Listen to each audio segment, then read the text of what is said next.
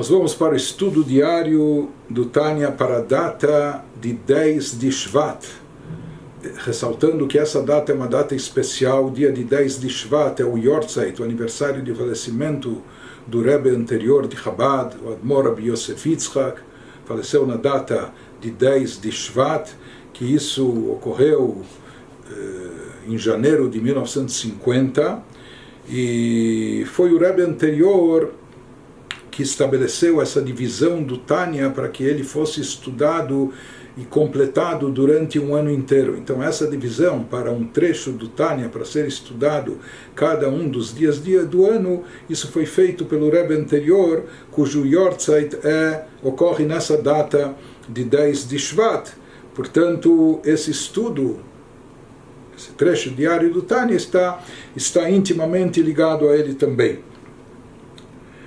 Então nós estávamos explicando o conceito de face, o semblante divino, por assim dizer, e as costas de Deus. Então estávamos explicando que Deus dá origem a tudo, Deus é a fonte vital de existência de todos os seres e criaturas, tanto dos bons como também dos maus. E daí se vem a pergunta, como o mal acaba sendo derivado de Deus. Nós vimos que isso ocorre através dos tzimtzumim, dos encobrimentos, das ocultações, da luz, da energia divina, etc. Mas ainda podemos insistir e perguntar, mas então por que Deus, que é bom, a essência do bem, por que Ele permite que exista o mal, ou por que Ele deixou que o mal existisse, ou por que Ele criou o mal e dá vitalidade e existência a Ele? Então nós explicamos que isso tem uma razão de ser, isso faz parte do objetivo divino. Por quê? Porque Deus, justamente por ser perfeito, por ser o máximo do bem, Ele quer dar o bom e o melhor para suas criaturas. E o bom e melhor que nós podemos obter não é aquele bom, não é aquele bem que vem de bandeja, de presente, de graça, mas sim é o bem que nós conquistamos à base do nosso esforço, do nosso empenho. É o bem que nós trabalhamos para obtê-lo, para conquistá-lo.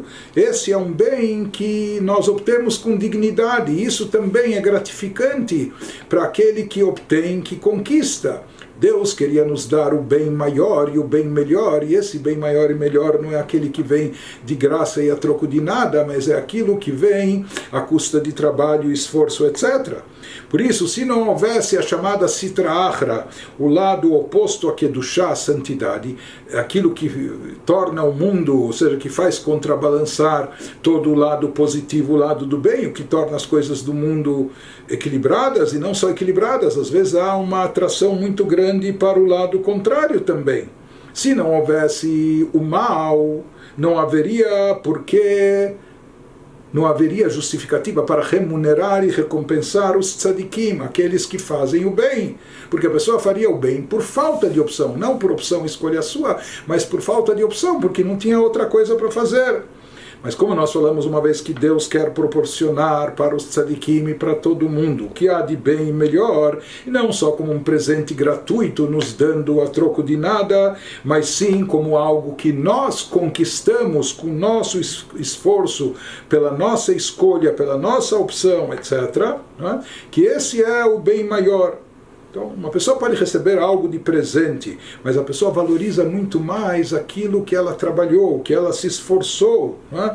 Aqui ela sente que isso tem um valor muito maior, e é isso Deus queria dar para nós também, essa sensação, essa sensação de plenitude, de quanto é gratificante que, apesar de todas as dificuldades, nós não sucumbimos ao mal e ao assédio do mal e etc., e as tentações, mas sim optamos pelo bem, e com isso nos tornamos merecedores da recompensa divina do bem maior. Por isso, em função disso, Deus queria que houvesse também um mal presente aqui na Terra, que houvesse a chamada Sitra Achra, o lado oposto a Kedushá, a santidade. Mas se fala que tzadikim, ou todo aquele que rejeita e rechaça a Sitra Achra, assim diz o Zohar, isso causa um grande prazer a Deus. Ou seja, que a pessoa que tinha opção, tinha alternativa de seguir pelo caminho mais fácil, mais gostoso, mais cômodo, mais conveniente, mais atrativo, etc. Mas quando a pessoa rejeita, renuncia a tudo isso, rechaça o mal e etc., escolhe o bem, diz o Zohar, isso é o propósito da criação, isso causa um grande prazer a Deus. Portanto, o mal só existe como contrapeso do bem, para que a pessoa possa ter o livre-arbítrio e escolher, e fazer a escolha certa. Mas o mal recebe a sua energia vital de Deus pelas costas, como se falou, como alguém que tem que dar algo para o seu inimigo, por qualquer motivo. E aqui o motivo, como nós explicamos, é para produzir o cenário que permita o livre-arbítrio, mas essa ashpa'ah, esse fluxo, essa influência divina que vem para as criaturas do mal, que vem para as coisas negativas, elas vêm, por assim dizer, pelas costas, não é? Não vem de bom grado do Criador.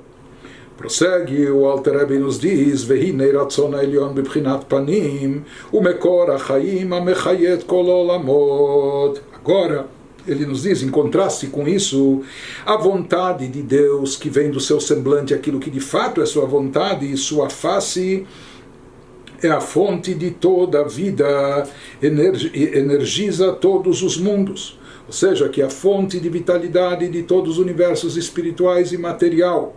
Isso vem de um nível profundo do interior da vontade divina suprema. O lefiche no choreclal, mas onde reside, onde paira a vontade divina, somente naquilo que é bom e positivo, e mais do que isso, como a gente já estudou anteriormente, o lefiche no choreclal ala sitra achra, begam bechinat achoraim shel ratzon ha'elyon, eino melubash betocha mamash, ela makif alea milmala. Contudo, como nós falamos, da energia divina vem e surgem todas as criaturas, as boas e também as más. Porém, contudo, visto que essa energia da face de Deus, que vem da face, do semblante, da boa vontade de Deus, que ele se identifica, o que ele realmente quer, visto que essa energia não repousa de forma alguma sobre a Sitra Achra, sobre o lado contrário à santidade, o lado que abrange todas as coisas más e ruins, todos os seres e criaturas negativos, e mesmo, ou seja, tudo isso a gente falou, isso vem, mas não vem do semblante divino, não vem da vontade profunda dele. Como se Deus, por assim dizer, estivesse dando, porque essa é a regra que ele próprio estabeleceu, que assim fosse o mundo, mas como algo que ele faz, como que contrariado, ou seja, algo que ele faz, ele dá vitalidade para isso, ninguém o força, ninguém o obriga. Mas a vitalidade que ele emite para as coisas negativas, ele não se identifica com isso, porque isso é contrário à sua essência. Deus, na sua vontade, é a essência do bem. Então, de forma alguma, o que é dado a Sitra Achra, isso não vem da vontade do semblante divino. E mesmo aquilo que o lado oposto da santidade recebe, e mesmo a energia das costas, entre aspas, da vontade de Deus, não se enreda realmente na Sitra Achra, mas apenas a circunda do alto. Se diz que mesmo esse resíduo, mesmo esse resquício de energia divina, que por assim dizer vem pelas costas, não é algo que vem de bom grado de Deus, que vem do seu semblante, tudo isso entre aspas, não é? Mesmo essa energia residual divina, ela também não repousa no interior das criaturas da Sitra Achra. De certa forma, como se Deus não quisesse se unificar com esses seres e criaturas, se diz que essa vitalidade paira por cima, por assim dizer, como se ela estivesse circundando do alto. Ou seja, essa vitalidade de Deus não está presente de forma interior nas criaturas, como circundando por cima, por isso a Sitra Achra, tudo aquilo que faz parte da zona contrária à santidade, à unicidade de Deus, etc., tudo aquilo que é contrário ao bem, isso na linguagem cabalística é chamado de Sitra Achra, é uma zona de morte e impureza, que Deus nos proteja, ou seja, já que a vitalidade de Deus não está presente e revestida no interior dessas criaturas. Por quê? Porque Deus não quer investir a sua vitalidade, a sua energia em coisas más e ruins, então ele dá uma energia residual aqui, que chega até elas como que pelas costas, não é? E isso também paira sobre elas, circunda as criaturas, mas como essa energia divina não está presente, atuando de forma revelada dentro dessas criaturas, Deus é a vida e a fonte da vida, é a fonte da energia e vitalidade, já que nessas criaturas isso não está manifesto, não está revelado, por isso é chamado, esse território é chamado a zona de morte e impureza.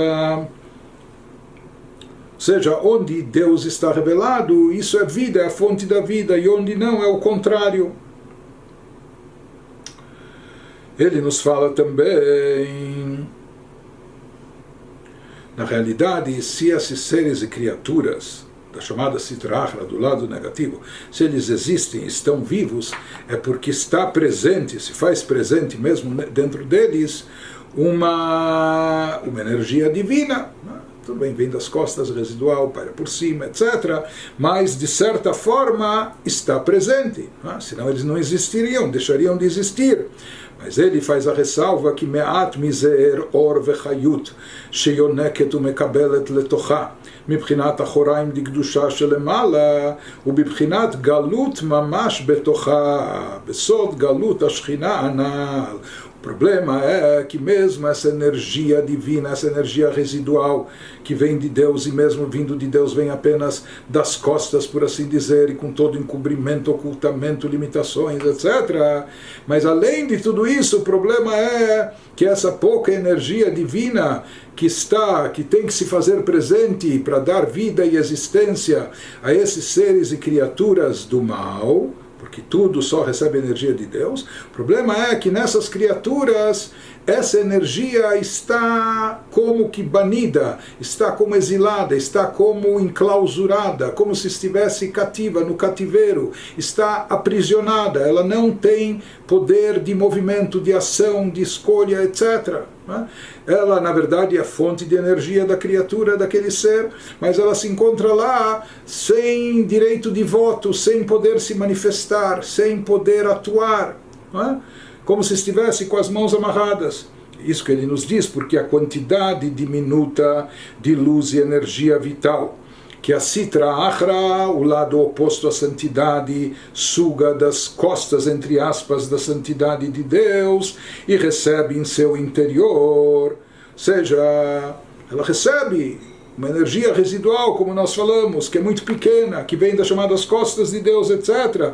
O problema é que mesmo essa energia que ela acaba recebendo e que é a sua fonte de vitalidade, de existência, isso que a mantém viva, o problema é que essa luz, essa energia divina permanece totalmente exilada dentro da Sitra Achra, como no segredo, como aquilo que a gente já mencionou também anteriormente, o que o Zohar explica, o segredo do exílio da Shekhinah, que já foi mencionado acima, que a própria presença de Deus, por assim dizer, é a Shekhinah, a presença divina, é uma energia divina, mas isso está no estado de exílio, está como exilada. Ou seja, a Shekhinah, a luz divina, é o que dá vida a tudo, a todos os seres e criaturas, até as criaturas do mal. Mas o problema é que nas criaturas do mal, essa vitalidade, essa energia se encontra dentro delas exilada, presa, sem poder de ação, sem poder se manifestar. Por isso, na verdade, essa energia é a fonte de vida desses seres e criaturas. É a fonte de existência delas. Elas só existem por causa dessa centelha divina, por causa dessa luz divina, mesmo que pelas costas, etc.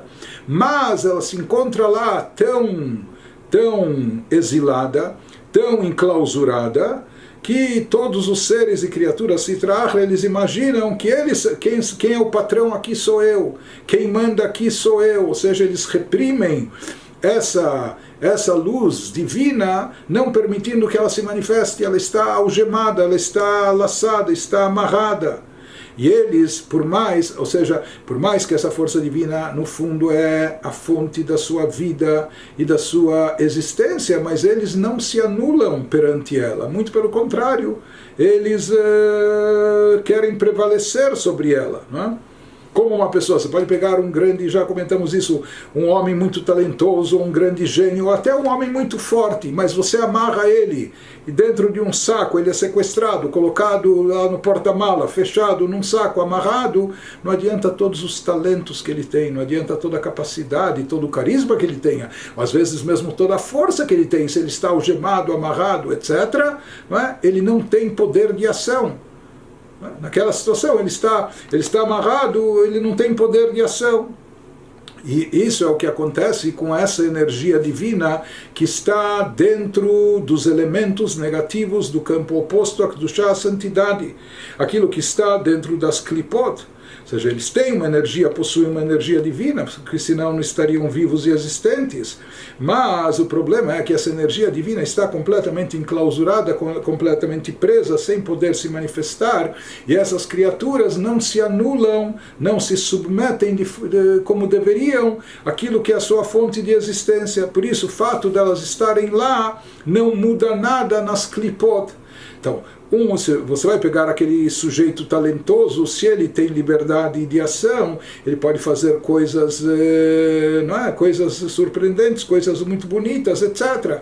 Mas se ele está com as mãos presas, amarradas, ou se ele está com o corpo dele amarrado, então ele não pode atuar e não pode sequer beneficiar aquilo que está ao seu redor, aqueles que estão ao seu redor, etc.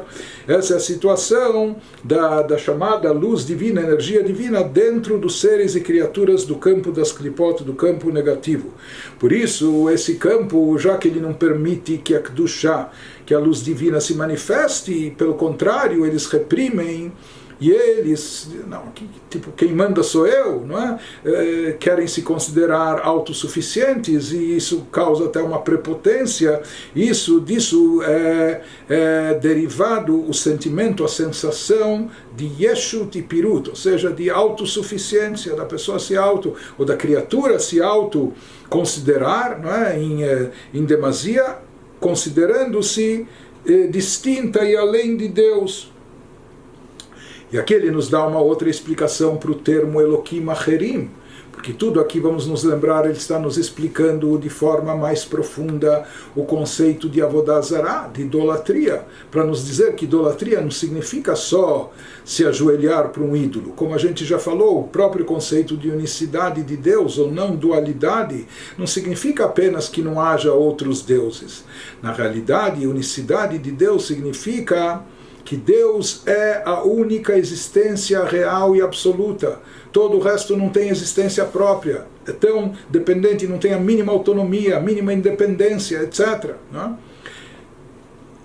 O paradoxo, ou seja, quem contraria tudo isso, essa tese, não é? E ostenta de forma ostensiva, como demonstra o contrário, é tudo que faz parte da Sitra Achra, aquilo que não quer se anular diante de Deus, aquilo que não quer se nulificar diante do Criador, admitir que a sua vitalidade é proveniente somente de Deus. Então aqui ele nos dá mais um motivo, Velachem nikra beshem Elokim acherim, shei avodah zarah mamash ukfira beachduto shel melech malchei hamlachim hakadosh baruch hu, כי מאחר שאור וחיות דקדושה ובבחינת גלות בתוכה אינה בטלה כלל לגבי קדושת הקדוש ברוך הוא. Portanto, a partir daqui nós podemos entender e apresentar uma segunda razão para Sitra Achra ser descrita como outros deuses. A primeira razão que a gente deu tem um teor etimológico hebraico. Nós falamos que Acherim, além de outros deuses, mas Acherim vem da palavra Achora, para dizer que tudo isso que faz parte da idolatria, do campo das klipot, do campo do mal, do negativo, do impuro, vem por dizer, a sua energia não vem de bom grado de Deus, não vem do semblante divino, mas vem apenas das costas, como por trás dos ombros, como alguém que joga por trás algo que tem que dar para o inimigo sem querer sequer olhar para a sua cara. Essa foi a primeira explicação. Agora ele nos dá uma segunda explicação e nos diz por que todo esse campo da Sitra Achra, o campo do mal e negativo, o campo do proibitivo, por que a Sitra Achra é descrita como outros deuses, Elokim Acherim, porque ela é realmente idolátrica e nega a não dualidade de Deus, o Rei dos Reis, o Santíssimo, bendito seja. Porque na realidade tudo que pertence a esse campo do mal é aquilo que não se anula diante de Deus, aquilo que ignora Deus. Nós vamos ver que não significa não acreditar em Deus ou contestar a existência de Deus. Às vezes uma pessoa, uma criatura pode estar ciente da existência de Deus, pode acreditar em Deus, saber que Deus é o Criador, etc., que Deus, inclusive, é regente do universo, mas no momento que a pessoa também pensa e acredita que ela, a criatura, é alguma coisa à parte, tem alguma autonomia, tem alguma vitalidade própria, etc., não é? Ou eu sou mais eu, não é? Quando a pessoa se autoconsidera, ou aquela criatura que não se subordina a Deus, não é? Isso significa também ignorar a unicidade de Deus, porque nós falamos, o que significa a unicidade de Deus? Reconhecer que Deus é a única existência real e absoluta. Todo o resto não tem existência própria.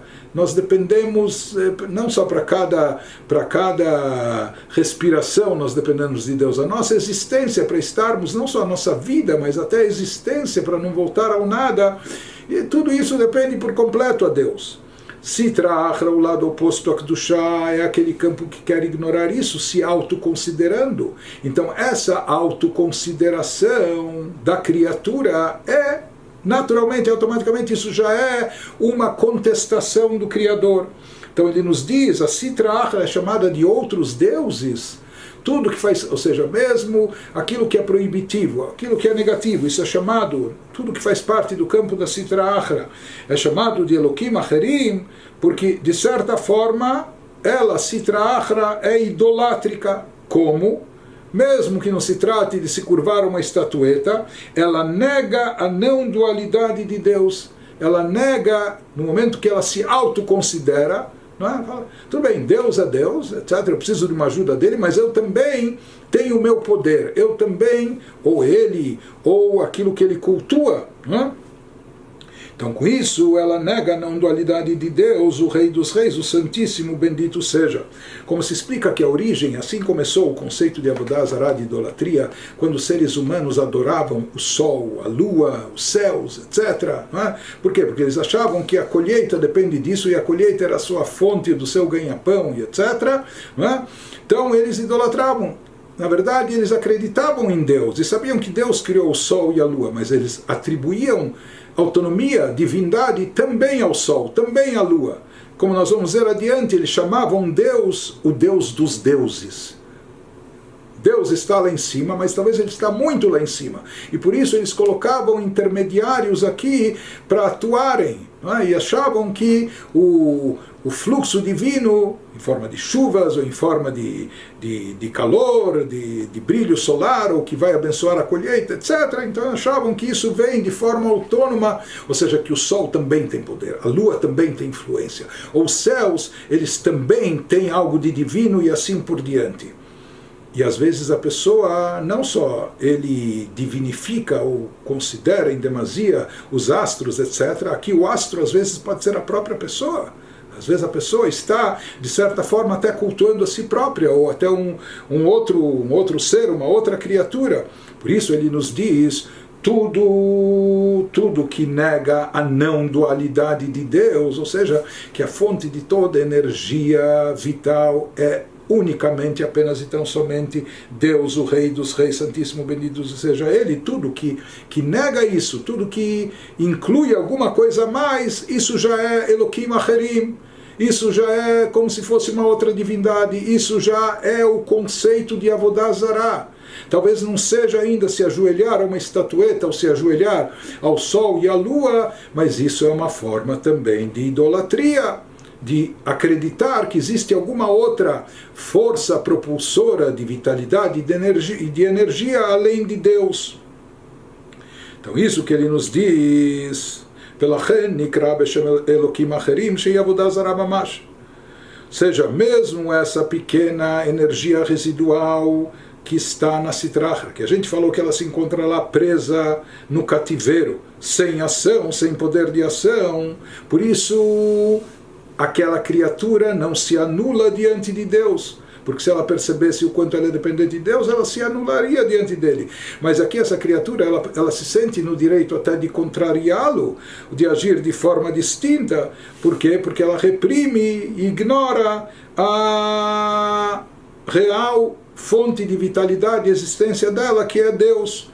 Por isso é chamado como de outros deuses.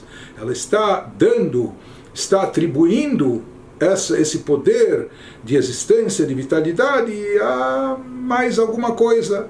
Então esse é o sentido literal. Isso significa Avodah Zarah. Isso também é a forma de Avodah Zarah, de idolatria, de contestar a unicidade de Deus.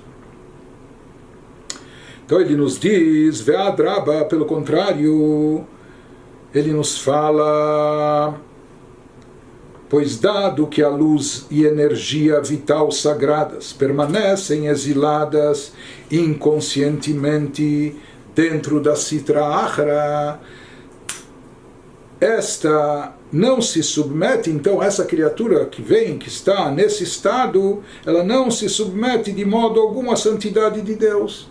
E é claro, não se anula diante de Deus, etc. Ve'ad Rabba, muito pelo contrário, ela se autoconsidera, ela se infla, como que desafiando Deus. Não, eu não preciso dele, eu me viro sozinho. Ve'ad Rabba magbi atzma kanesher lomar ani ve'afsiod ukmamar yeor li vani asitini. Ao contrário, em vez de humilhar-se e submeter-se a Deus, a Sitra Achra, o lado oposto e contrário, infla seu ego, fazendo-se altiva como a águia na expressão bíblica, ou seja, ele sobe até as alturas, empina o seu nariz, sobe o seu ego, dizendo: eu existo e não há ninguém além de mim. A pessoa se acha assim, ou a pessoa, a criatura, o que for, se autoconsidera, né? Acha a si própria como absoluta, a dona de si mesma, a dona do pedaço do mundo. Como na declaração egocêntrica do faraó que consta em Ezequiel, ele se referia ao rio Nilo, que era a fonte de irrigação de todo o Egito e etc., a fonte de Parnassá, de sustento deles. O rio é meu e eu me fiz. Ele diz: Criador, eu fiz a mim mesmo. Assim dizia o faraó, como ignorando a Deus, renegando a vitalidade ou a crença de que toda energia, toda vitalidade vem de Deus, como dizendo: eu não preciso, não, eu fiz a mim mesmo, né? Esse é o self-made man, mas no extremo não há Deus, eu que fiz a mim mesmo. Então ele diz que essa é a característica da Sitra Achra, e por isso o lado negativo é chamado também de Elokim Acherim, outros deuses. Por quê? Que por ignorar a atuação divina que lhe dá energia, vida e existência, com isso esse é o conceito, é como se ela está fazendo Avodah Zarah. Com isso, assim que surgiu a idolatria, isso significa idolatria. Por isso, essa questão da pessoa, da criatura se autoconsiderar, que com isso já significa até como uma negação do Criador, porque quem acredita em Deus e sabe que Deus é onipresente, então a pessoa não ocupa nenhum espaço. Se a pessoa acha que ele está ocupando muito espaço, ele está pegando, entre aspas, roubando esse espaço de Deus. É como se ele está negando a presença e a atuação de Deus naquele espaço. Naquele espaço pode ser na sua própria vida e existência. Por isso, nossos sábios de abençoada memória disseram que um ego inflado, o orgulhoso, o arrogante, isso equivale realmente à idolatria. Assim afirmam os nossos sábios no Talmud. Por quê? Porque no que consiste o conceito de idolatria? Negação da unicidade de Deus, se autoconsiderar que kar veshoresh avodah zarah uma shenechshav ledavar bifnei atzmo nifrad mikdushato shel makom velo kfira ba'Hashem legamrei, pois a base e raiz da idolatria, isto é, o erro de percepção inicial que leva ao ego inflado, é ver-se como um ser independente, separado da presença sagrada de Deus. Então, ele nos diz que espiritualmente, ainda numa forma ainda mais refinada, isso já é um tipo de idolatria. E ele nos fala que dita Bagmará de Karule Elaka de Elakaya, ela chegam hem machshivim atzmam leyesh vedavar bifnei atzmo. Ubazé mafridim et atzmam mikdushato shel makom baruch hu. Só completando o capítulo 22, então nós estávamos vendo como os sábios no Talmud, eles são muito assertivos, e de forma contundente eles condenam o orgulho, a arrogância, a altivez, dizendo, isso não é só uma força de expressão, conforme ele está nos explicando aqui, que todo aquele que tem um ego inflado equivale realmente à idolatria. Isso porque, isso que ele está nos explicando, aquilo que nós já vimos, que na realidade, mesmo quando uma pessoa não contesta a existência de Deus, não, ele acredita em Deus, porém o problema é quando ele considera mais alguma coisa como divina, como um poder autônomo, não é? E às vezes essa coisa adicional que ele dá autonomia e considera distinta é a si próprio, não é? Quando a pessoa vê a si própria distinta, separada de Deus, ou com forças e poderes próprios, etc., ou se sentindo por demais autônomo a uma existência própria, etc. Então ele diz, esse é o conceito de Avodah Zarah, que se associa algo mais a Deus. Quando não se reconhece a unicidade de Deus de forma total, que Ele é a única fonte de energia, de vitalidade, único poder de influência do fluxo, etc., energético, quando se acha que mais alguma coisa pode se associar a ele, isso já é Avodah Zarah, isso é considerado Elokim Acherim, outros deuses, não é? Atribuir divindade ou poderes a mais alguma outra coisa que pode ser inclusive a si mesmo, isso já é o conceito de Avodah Zarah, de cometer idolatria. Então, Avodah Zarah não significa apenas contestar a existência de Deus. Existem aqueles que acreditam em Deus, mas o problema é que eles associam algo mais à divindade, ou colocam intermediários entre Deus e a criatura, colocam intermediários. E isso é Avodah Zarah, isso é completamente contrário ao monoteísmo, ao judaísmo, que dita Bagmará, conforme afirmam os nossos sábios de abençoada memória no Talmud. De fato, os nossos sábios dizem, Dekaru lei elaka de elakaya. Ela chegam heim machshivim atzmam leyesh vedavar bifnei atzmo. Eles nos dizem essa convicção de que Deus existe, mas que a pessoa é independente dele. Deus existe, mas eu também posso dar um jeitinho por mim mesmo, sem precisar dele. Ele nos diz que essa é a base, essa é a base do conceito de idolatria. É isso que leva à idolatria, isso é a idolatria. Por mais, ou seja, ainda não é uma negação completa de Deus, como afirma o Talmud. Assim eram os idólatras. Os idólatras, até no início, não é que eles não acreditavam em Deus. Acreditavam, porém chamam-no Deus dos deuses. Eles acreditavam em Deus, Deus o Criador, mas eles falam, talvez Deus está muito lá em cima. Não é para ele se ocupar com esse mundinho nosso, por isso aqui ele nomeou, sei lá quem, intermediários. Então, e esses intermediários, eles atribuíam a eles poderes divinos também. Chamavam a Deus, Deus, mas o Deus dos deuses. Isso é Avodah Zarah.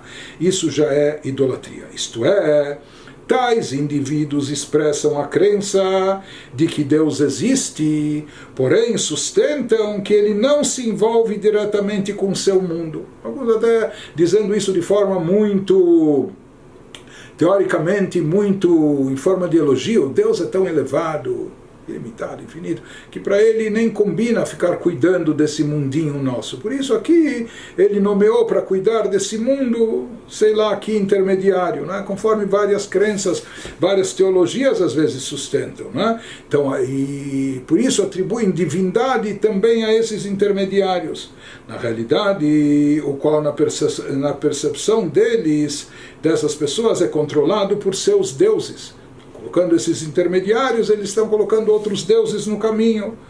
Então, todavia, isso que ele nos diz, o bazé mafridim et atzmam mikdushato shel makom baruch hu, מאחר שאין בטלים לא יתברך, כי אין קדושה עליונה שורה, אלא על מה שבטל לא יתברך כנ"ל. Ou seja, nos fala que todos esses povos idólatras, que faziam idolatria, muitos deles também acreditavam na existência de Deus, apenas que diziam que a Avodah Zará, que eles cultuavam e adoravam, também tem divindade, talvez até uma divindade em segundo nível, e Deus é o Deus dos deuses. Mas isso para Deus não é nenhum elogio, que ele é o Deus dos deuses. Pelo contrário, isso é um sacrilégio no momento que a pessoa está atribuindo divindade a qualquer outro ser, criatura, qualquer outra, não é, figura, etc., né? Então isso já é uma contestação da unicidade de Deus, isso é criar Elohim Acherim, outros deuses, isso é Avodah Zará. Por isso, aqui ele está esclarecendo que o verdadeiro conceito de Avodah Zará não consiste em negar a existência de Deus, contestar a existência de Deus, mas simplesmente associar mais um poder a Deus, isso já é Avodah Zará. Ou seja, a contestação da não dualidade de Deus, a contestação da unicidade de Deus, que Deus é a única existência verdadeira, real e absoluta, a fonte de vida, etc. E todo o resto, não existe mais nada que possa se atribuir qualquer poder, qualquer fonte de energia, etc. Dizendo que isso também tem uma existência própria, ou menos ainda que tenha o poder de emitir força, vitalidade e influência para qualquer ser. Isso é a Avodah Zará. E quem pensa, raciocina dessa maneira, ou quem age de acordo com essa ideologia ou essa mentalidade, com isso ele está se desvinculando de Deus. Todavia, apesar de não negarem Deus completamente, esses indivíduos também se percebem como entidades autônomas e seres independentes, mas com isso eles estão separando-se dessa maneira da santidade de Deus, estão se afastando, se desvinculando, cortando seu contato com Deus, como alguém que está adorando um ídolo, como alguém que está se ajoelhando por uma estatueta, fazendo Avodah Zará. Pois por causa dessa sensação de independência absoluta, não se submetem a ele, a Deus. Isso é a questão grave que existe aqui, não é? Por isso ele nos fala, מאחר שאין בטלים לא יתברך, כי אין קדושה עליונה שורה, אלא על מה שבטל לא יתברך. Quem se lembra, nós já mencionamos acima, onde paira a santidade divina, a santidade suprema de acordo com o Zohar, só repousa sobre o que se submete a ele. Deus só paira, Deus só entra onde deixam ele entrar. Deus só se revela, só se manifesta onde se manifesta a revelação e a presença divina, somente naquilo que está anulado diante dele, aquilo que se nulifica a ele, aquilo que se submete a ele. Em contraste, todo ser e criatura, todo aquele que não se submete a Deus, então com isso a Shekhinah não paira sobre ele. E a manifestação divina não se revela, Deus não se manifesta de forma revelada sobre ele. E esse é o conceito de Avodah Zará. É como a pessoa imaginar que ela está além ou à parte de Deus. Ele nos diz, em função disso, quando as klipot são chamadas de Avodah Zará, porque tudo que está no campo da klipá, isso pode incluir até o próprio ser humano, o próprio Yehudi, quando ele está numa atitude de altivez, de arrogância, de orgulho, de prepotência, etc., que ele se autoconsidera em demasia, etc., com isso também, isso os sábios disseram, que isso é considerado como se estivesse fazendo Avodah Zará, porque tudo que acontece, ou tudo que uma criatura faz, que leva a ela uma sensação de independência, o que ela se autoconsidera, com isso ela está como excluindo a Deus, né? Achando que ela própria tem, né, a sua maneira de fazer, de resolver, e etc. Então se diz, Deus só paira sobre aquilo que está anulado e se submete, se subordina a ele. Velachen nikraim ture de prude bezoar akadosh. Por isso, as forças negativas são denominadas no sagrado Zohar cumes de montanha divididos, visto que na percepção delas prevalecem a separação e a divisão. Ou seja, aquelas pessoas que têm tanta altivez que parecem uma montanha. O seu ego é tão inflado que parece uma montanha. Com isso, são montanhas divididas. Com isso a pessoa se divide, se aparta, se separa de Deus. Ou seja, tanto uma pessoa como uma criatura, um ser qualquer que seja, no momento que ele se autoconsidera independente, autônomo, não depende totalmente de Deus, etc., não reconhece que toda a sua vida e existência é proveniente unicamente de Deus, então com isso ele infla o seu ego, com isso ele se torna uma montanha, mas uma montanha que separada, que se separa, se divide da Kedushá, da santidade, e se separa de Deus através dessa atitude.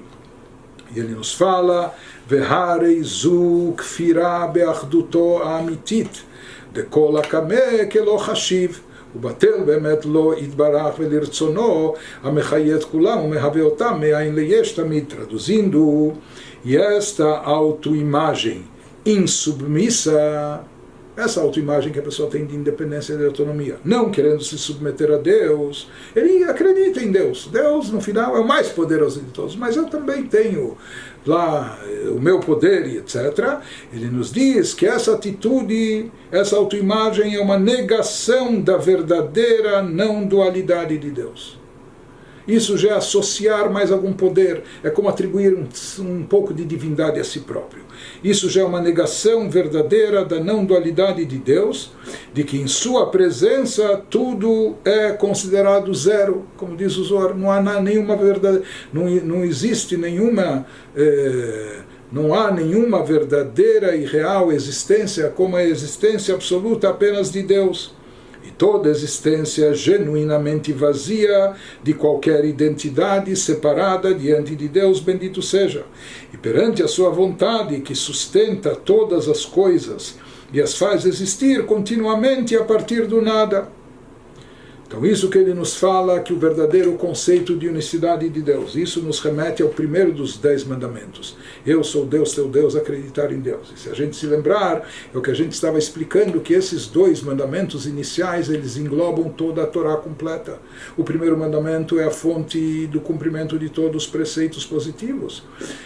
Acreditar em Deus, na unicidade de Deus. E o segundo mandamento, que proíbe idolatria e outras divindades, é a fonte do cumprimento de todos os preceitos proibitivos. Isso engloba toda a Torá. E aquilo que nós falamos, que um Yehudi, para não fazer Avodah Zará, ele está disposto de ir até as últimas consequências, ele é capaz de chegar até o martírio.